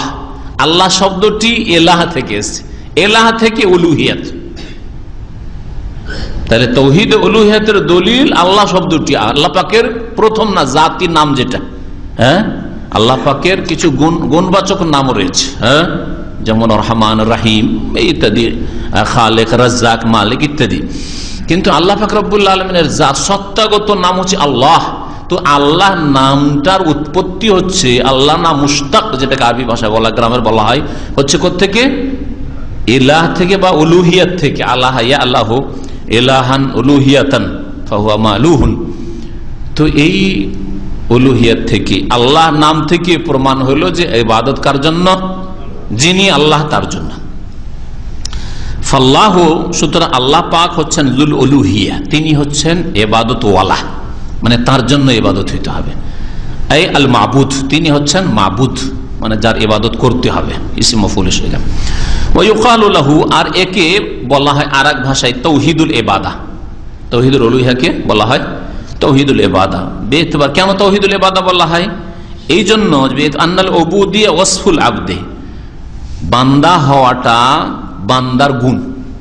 উবুদিয়াত মানে হচ্ছে গোলামি, উবুদিয়াত মানে হচ্ছে গোলামি। তো বান্দা, মানুষ অথবা জিনের গুণ হচ্ছে যে আল্লাহ পাকের গোলামি করবে, আল্লাহ পাকের আদেশ নিষেধ মেনে চলবে।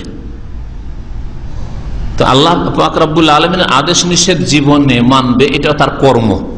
আর কর্মে আল্লাহ পাকের একত্ব প্রতিষ্ঠা করার নামই তো হচ্ছে তাওহীদুল উলুহিয়া, ওর নাম হচ্ছে তাওহীদুল ইবাদা। তো এই জন্য এর নাম আর একটি নাম হচ্ছে তাওহীদুল ইবাদা।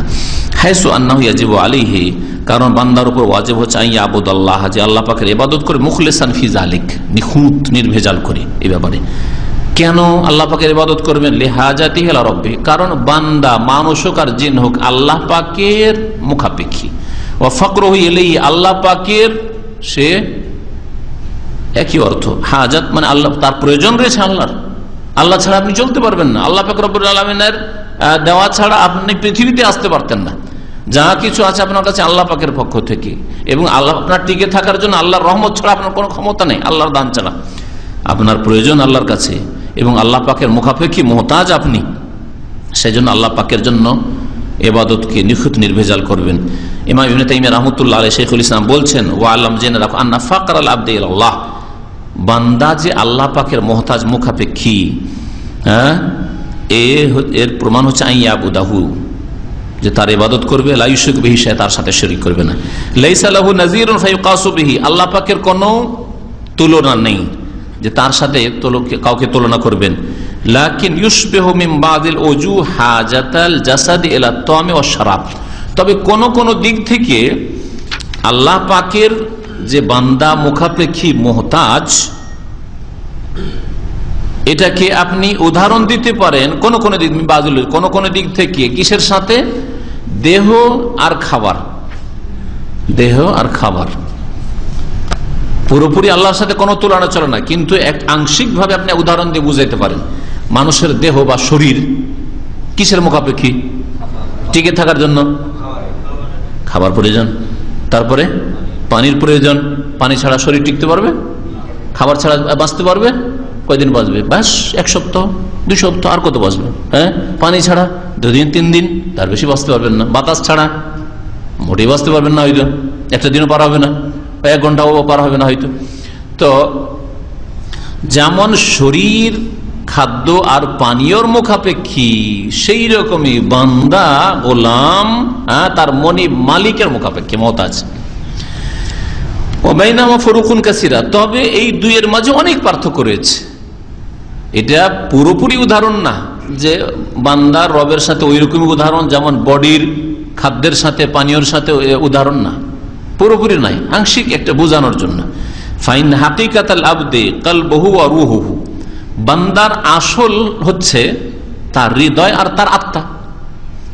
মানুষের মধ্যে যদি হৃদয় না থাকে, হার্টই নেই, হার্ট ছাড়া মানুষ বাঁচবে? বাঁচবে না। হার্ট থেকে হার্ট ফেল হয়ে যাচ্ছে। হ্যাঁ, আচ্ছা, রুহ ছাড়া, রুহ নেই, তার মানে তো মৃত। শরীরে রুহ নেই মানে তো মৃত, কোন অস্তিত্ব নেই। ওয়াহিয়া লা সালাহা লাহা ইল্লা বিলাহিহা, তো এই রুহ, আত্মা বা হৃদয় কোন সময় টিকে থাকতে পারে, লা সালাহা লাহা মানে তার কোনো যোগ্যতা নেই, টিকে থাকার ক্ষমতা নেই, ইল্লা বিলাহিহা, তার এলাহ ছাড়া, আল্লাহ ছাড়া। যেই কলবে, যেই হৃদয় আল্লাহর স্থান নেই, যেই আত্মায় আল্লাহ পাকের প্রতি ঈমান নেই, সেই আত্মা আর তার কলব যে কত অশান্তিতে থাকে, যেটা মানুষ যখন মানুষের প্রকৃতি বিকৃত হয়ে যায় বুঝতে পারে না, কিন্তু অশান্তির জীবন কাটায়। ফাইন্না লাহু মাঈশাতান দানকা, অশান্তির জীবন। কিন্তু যার হৃদয় আল্লাহ পাকের প্রতি ঈমান দিয়ে আবাদ রয়েছে, যার রুহে আল্লাহ পাকের প্রতি বিশ্বাস ঈমান রয়েছে, সে যে কত শান্তি পায় সে তার শান্তি সেই বুঝতে পারে। আল্লাযী লা ইলাহা ইল্লা হু, যার ছাড়া কোনো ইলাহ নেই। ফালা তাতমাইন্নু ফিদ দুনিয়া ইল্লা বিযিকরিহি, সুতরাং রূহ বা হৃদয়, মানুষের অন্তর আল্লাহ পাকের জিকির আজকার স্মরণ ছাড়া কখনো প্রশান্তি পেতে পারে না পৃথিবীতে। ওয়ালাউ হাসাল লিল আবদি লাজ্জাত ওয়া সুরুর বিগাইরিল্লাহ, আল্লাহ ছাড়া যদিও অনেক স্বাদ পাচ্ছে, মজার খাবার খাচ্ছে, মজার ভোগ বিলাসের সামগ্রী পাচ্ছে, খুশি আমোদ ফুর্তি পাচ্ছে, তারপরেও তার কখনো প্রশান্তি হাসিল হতে পারে না আল্লাহ পাকের স্মরণ ছাড়া। ফালায়াদুমু যালিকা, এটা স্থায়ী হতে পারে না, ক্ষণিকের আমোদ ফুর্তি দিয়ে কখনো শান্তি পেতে পারে না। বালিয়ান্তাকিলু মিন নাওইন ইলা নাওইন, এক অবস্থা থেকে আরেক অবস্থায় যাবে। অমিন শাখসিন ইলা, এক ব্যক্তি থেকে আরেক ব্যক্তিতে। আম্মা ইলাহুহু, পক্ষান্তরে তার মাবুদ, ফালা বুদ্দা লাহু মিনহু ফি কুল্লি হাল, হৃদয়ের জন্য আর আত্মার জন্য সব সময় তার ইলাহ মাবুদ হওয়া আবশ্যক। ওয়া কুল্লু ওয়াক্তিন ওয়া আইনামা কানা ফাহুয়া মাহু, যেখানে হোক না কেন আর যে কোনো সময় হোক না কেন আল্লাহ পাক তার মধ্যে থাকা আবশ্যক। মানে তার অন্তরে আল্লাহ পাকের প্রতি ঈমান, বিশ্বাস এবং আল্লাহ পাকের মহব্বত থাকা আবশ্যক, তাহলেই শান্তি পাবে। ওয়াকান হাযা নাও মিনাত তাওহীদ হুয়া মাওযু দাওয়াতির রাসূল, আর তাওহীদের এই প্রকরণটি হচ্ছে রাসূলগণের দাওয়াতের বিষয়বস্তু। লিআন্নাহুল আসাস, কারণ এটা হচ্ছে বুনিয়াদ, আল্লাযী তুবনা আলাইহি জামিউল আমাল, যার উপর সমস্ত আমলের বুনিয়াদ রাখা হইতে পারে। এগুলো ইট, কিন্তু নিচের ভিতটা হইতে হবে তাওহীদ, আল্লাহ পাকের একত্ব। ওয়াবিদুনে তাহাক্কুকিহি লা তাসিহু জামিউল আমাল, আর যদি তাওহীদই না থাকে, তাওহীদের বাস্তবায়ন না হয়, তাহলে কোন আমল শুদ্ধ হবে না। লা তাসিহু জামিউল আমাল, সমস্ত আমল বরবাদ হয়ে যাবে, ধ্বংস হয়ে যাবে। ফাইন্নাহু ইযা লাম ইয়াতাহাক্কাক, কারণ তাওহীদ প্রতিষ্ঠিত না হইলে হাসালা জিদ্দাহু, তাওহীদ নেই তার মানে তার বিপরীতটা আছে। কি আছে? দুটোর একটা থাকবে। তাওহীদ থাকলে শিরক থাকতে পারে না, শিরক থাকলে পার্টনার থাকলো, তার মানে একা নয়, তাই না? ওয়া শিরক, আর সেটা হচ্ছে শিরক। ওয়াকাদ ক্বালা আল্লাহু তাআলা, মহান আল্লাহ ইরশাদ করেছেন, এখানে তিনটি আয়াত উল্লেখ করেছেন এই বিষয়ে যে তাওহীদ ছাড়া কোনো আমল কাজে আসবে না আর আমল কবুল হয় না। ইন্নাল্লাহ লা ইয়াগফিরু আন ইউশরাকা বিহি, নিশ্চয়ই আল্লাহ পাক মাফ করবেন না যদি তার সাথে শিরিক করা হয়। এই আয়াত কোথায় রয়েছে? সূরা নিসার দুই জায়গায় রয়েছে, 48 আর 116। ওয়া ইউশরিক বিল্লাহি ফাকাদ দাল্লা দালালাম বাইয়্যিনা, আর এক জায়গায় রয়েছে ওয়া ইউশরিক বিল্লাহি ফাকাদ ইফতারা ইসমান আযীমা। ওয়া ক্বালা তাআলা, মহান আল্লাহ ইরশাদ করেছে সূরা আনআমে, ওয়ালাউ আশরাকু লাহাবিতা আনহুম মা কানু ইয়ামালুন, তারা যদি শিরক করে, 18 জন নবীর কথা আল্লাহ পাক উল্লেখ করে বলছেন, তারা যদি শিরক করে তাহলে তারা যে কোনো আমল করেছে সমস্ত আমল কি হয়ে যেত? তাদের বরবাদ হয়ে যেত, বিনষ্ট হয়ে যেত। সূরা আনআমের আয়াত নম্বর 88। মহান আল্লাহ সূরা জুমারের আয়াত নম্বর 65-তে ইরশাদ করেছেন নবী সাল্লাল্লাহু আলাইহি সাল্লামকে সম্বোধন করে, লাইন আশরাকতা, হে নবী তুমিও যদি শিরক করো। আর তোমার পূর্বের নবীদেরকে ওহী করেছি, তার আগে আল্লাহ বলছেন ওয়ালাকাদ উহিয়া ইলাইকা ওয়া ইলাল্লাযী মিন ক্বাবলিক, তোমাকে ওহী করে দিয়েছি আর তোমার পূর্বে যে সব নবীরা এসেছিল সমস্ত নবীকে ওহী করেছি। লাইন আশরাকতা, তুমিও যদি শিরক করো, তার আগের নবীদের তুমিও যদি শিরক করো, নূহ, মূসা তুমি যদি শিরক করো, ঈসা তুমি যদি শিরক করো, প্রত্যেক নবীকে বলে দিচ্ছি লাইন আশরাকতা, শিরক করলে কি হবে? লা ইয়াহবাতান্না আমালুকা, তোমার আমল বিনষ্ট হয়ে যাবে, ধ্বংস হয়ে যাবে। ওয়ালা তাকুনান্না মিনাল খাসিরিন, আর ক্ষতিগ্রস্তদের দলে শামিল হয়ে যাবে, তাদের অন্তর্ভুক্ত হয়ে যাবে। ওয়ালিআন্না হাযা নাও মিনাত তাওহীদ, আর তাওহীদের এই প্রকরণটি হচ্ছে হুয়া আউয়ালুল হুকুকুল ওয়াজিব আলাল আবদে, বান্দারও প্রথম ওয়াজিব, প্রথম হক, আল্লাহ পাকের হক। মুআয ইবনে জাবাল রাদিয়াল্লাহু তাআলা হাদিসে যেমন এসেছে, কামা ক্বালা তাআলা, যেমন আল্লাহ পাক ইরশাদ করেন, ওয়াবুদুল্লাহ ওয়া লা তুশরিকু বিহি শাইআ ওয়া বিল ওয়ালিদাইনি ইহসানা, সূরা নিসার আয়াত নম্বর 36-এ রয়েছে। আল্লাহ পাকের ইবাদত করো, তার সাথে কোনো কিছুকে শিরিক করিও না, তারপরে মাতা পিতার সাথে সদ্ব্যবহার করো। তাহলে মাতা পিতার আগে আল্লাহ পাকের ইবাদত করো শিরক মুক্ত হয়ে। ওয়া ক্বালা তাআলা, মহান আল্লাহ আরো ইরশাদ করেছেন, ওয়া কাযা রাব্বুকা, আল্লাহ পাকের ঘোষণা যে আল্লাহ তাবুদু ইল্লা ইয়াহু, তার ছাড়া কারো ইবাদত করবে না, ওয়া বিল ওয়ালিদাইনি ইহসানা, আর মাতা পিতার সাথে সদ্ব্যবহার করো। সূরা বনী ইসরাঈল বা ইসরা আয়াত নম্বর 23। ওয়া ক্বালা তাআলা, মহান আল্লাহ আরো ইরশাদ করে সূরা আনআমের আয়াত নম্বর 151 থেকে 53-তে, কুল, হে নবী জানিয়ে দাও, তাআলাও, এসো তোমরা, আতলু মা হারামা রাব্বুকুম আলাইকুম, তোমাদেরকে তোমাদের রব তোমাদের উপর যা হারাম করেছেন পড়ে শুনিয়ে দিই। আতলু, তেলাওয়াত করে শুনিয়ে দিই। ওই সব বিষয়গুলি মা হারামা রব্বকুম, তোমাদের রব যেগুলিকে হারাম করেছেন, আলাইকুম, তোমাদের উপর যেসব বিষয়কে আল্লাহ পাক হারাম করেছেন সেগুলি এক একটা করে আমি তেলাওয়াত করে মানে পাঠ করে পড়ে শুনিয়ে দিই। প্রথমটি হচ্ছে আল্লাহ তুশরিকু বিহি শাইআ, তার সাথে কোনো কিছুকে শরীক করবে না, মানে যা হারাম করেছেন তার প্রথম যে হারাম সেটা হচ্ছে শিরিক করা, সুতরাং তোমরা শিরিক করবে না। অবিল ওয়ালিদাইনি ইহসানা, আর মাতা পিতার সাথে সদ্ব্যবহার করবে, মাতা পিতার সাথে খারাপ ব্যবহার করাকে আল্লাহ পাক হারাম করেছেন। আল আয়াত, এখানে 3টি লম্বা আয়াত রয়েছে যাতে 10টি উপদেশ ওয়াসায়া বলা হয়েছে আল্লাহ পাক উল্লেখ করেছেন। আল্লাহ পাক রব্বুল আলামিন যেন আমাদেরকে তৌহিদ বুঝার তৌফিক দান করেন আর তৌহিদ প্রতিষ্ঠা আল্লাহ পাক রব্বুল আলামিন যেন তৌফিক দান করেন। ওয়া সাল্লাল্লাহু আলা নবিয়িনা মুহাম্মদ ওয়া আলা আলিহি ওয়া সাহবিহি।